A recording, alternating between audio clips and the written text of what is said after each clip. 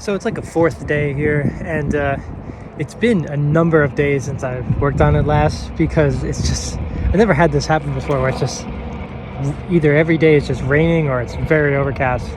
But just, it was basically like flooding rains yesterday. So I decided I was just gonna have fun and, you know, treated it almost as like an abstract painting, and whatever happens, happens. Obviously you can see it's very different looking out there. But and one of the things I was going to mention is that the great thing about the umbrella is that it puts your work in the shade. You know, generally you want to set up in the shade no matter what time of year it is.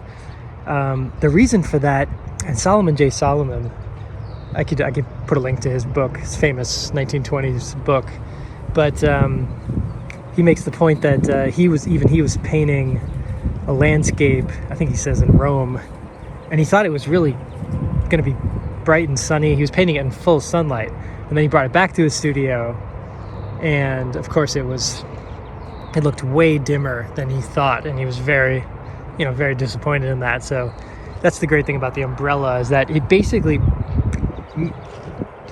makes the painting look as it would if it were in your studio, basically. And I think the reason for that is that the sunlight itself is just so powerful that it essentially illuminates the oil paint almost like stained glass, and basically you kind of don't want that when you're working, because it doesn't give you a true idea of what the painting actually looks like.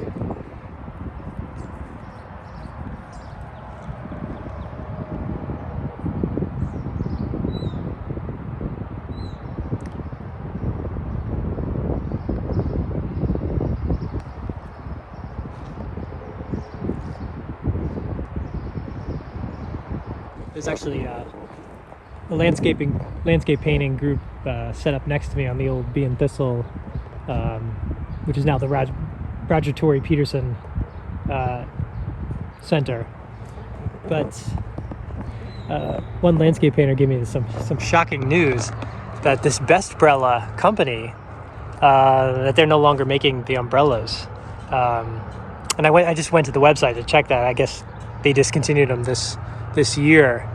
It's pretty shocking news. Apparently they do sell the parts, from what I understand. So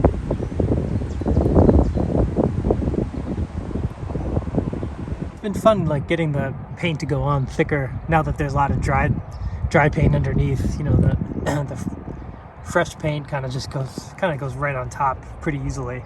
It's kind of fun, especially with like the sun dappled cast shadows all in through here. I mean, look at all that. I didn't realize how many. Well, I guess there's a lot more leaves than there were when we started. So, and the classic trick, you've probably heard this before, but like if you mix up like a thick color like this, and you want it to definitely go on top, as it is some of these sun dappled areas, you don't go into it like this way. You go across like you're laying a trowel almost. Kind of go like you're laying it on top of it, basically, and it'll always go on really nicely. I always find that, for me personally, like the paint just naturally gets thicker the longer you work on it.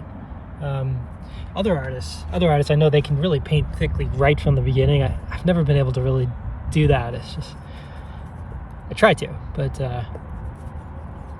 at this stage, like a few sessions in, like it's for some reason, I don't know if it's just psychological, it's just so much easier to like put on like really thick paint like this, like that. I'm trying to remember where this goes. Oh, this is gonna go over here.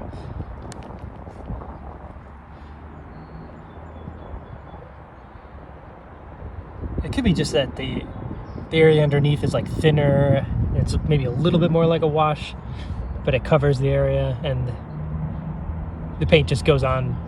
It just looks better, thicker, like that.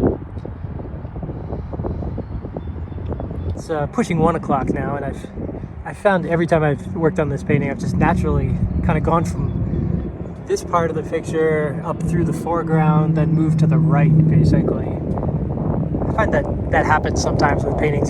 If you work on them like 3 or 4 days, you just have a natural progression through the picture that's similar each time. And I think it's because maybe this section is illuminated nicely this time of day, whereas these parts here, they've really changed a lot, and so it's almost better to attack them earlier in the session. This part kind of stays looking sort of the same. I don't know, I'm not sure exactly why. Well, it's become very cloudy here. Oh, the sun just came out again.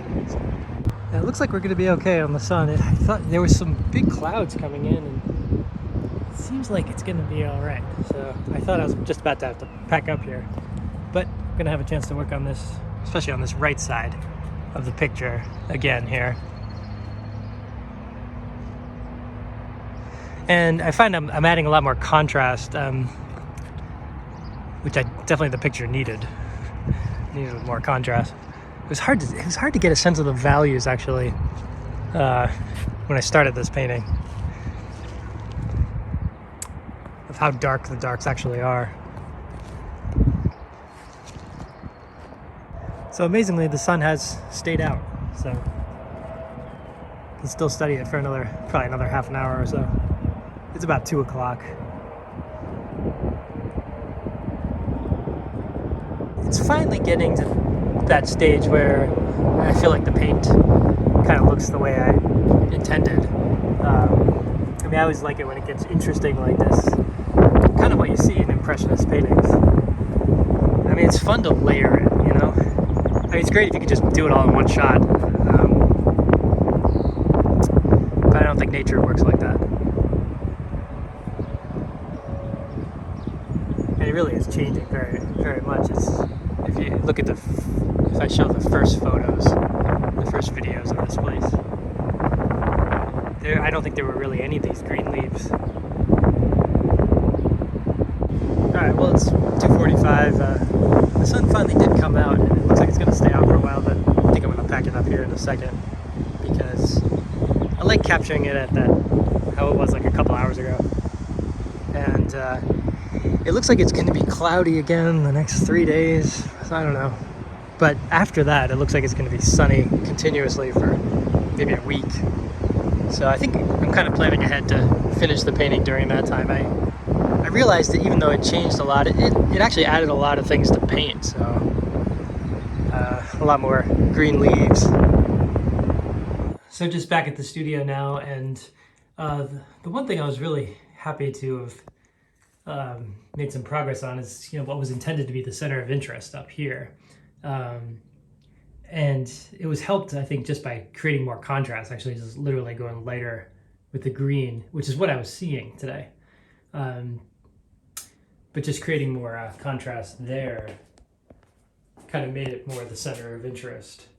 And sometimes when you're out there, you're worried about so many things, like just the whole setup like blowing over or something like that, that you kind of sometimes I find I forget the fundamentals, but that would be one of them. You know, like if you can't really have a center of interest if you don't have any contrast there. And the other thing that was pretty fun was maybe getting a little bit looser with almost playful, I guess, like with the brush strokes in through the foreground and the sun dappled. Again, entirely based on what I was seeing.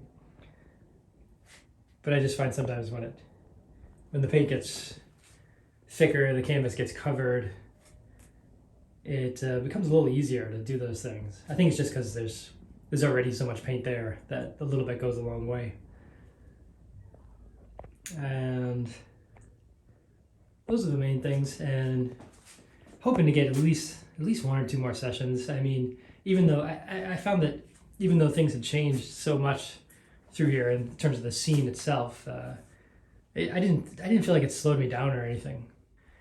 And with landscape painting, I always want the paint to almost feel like a tapestry in a way. And I don't know if that's the right use of the word, but that's what the word that keeps coming to mind every time I get further into the painting, where it's something like a rich layered, with many layers, and, you know, like a woven kind of feel, where there's yeah, like interweaving basically of the brush strokes, one on top of the other, essentially. And so I always think of like a tapestry, and that's kind of the look I'm after. And I started to do that a little bit. This is one maybe 100 feet from where I was, and right on the Lieutenant River also. But I remember feeling that way about this section in particular. It was pretty cold out there. This was like November, December, something like that. But I remember getting into it here with that, again, that idea of like a tapestry. But essentially, I feel like it's what you see when you look at Impressionist paintings.